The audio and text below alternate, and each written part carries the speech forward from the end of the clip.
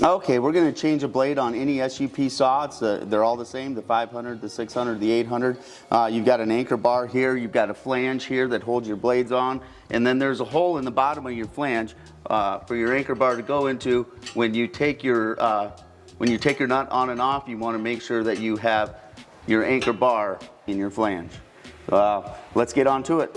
Okay, so we're going to put our anchor bar up into our flange hole, and this keeps the blade from spinning while we're taking it off. This is just a righty-tighty, lefty-loosey. The socket comes with it. There's our flange bolt. We can remove our anchor bar. We can remove our flange. And now we can remove our blade.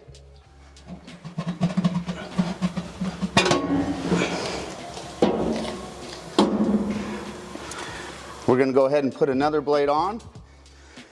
Now this saw does work in a reverse rotation compared to most saws.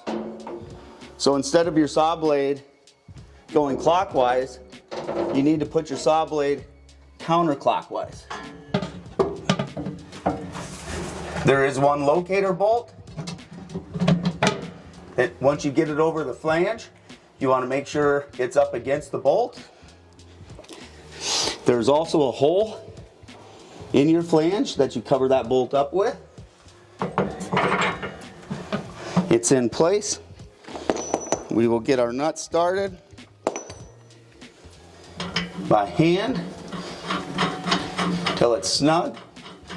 Then we will put our anchor bar back in our flange. Tighten the nut.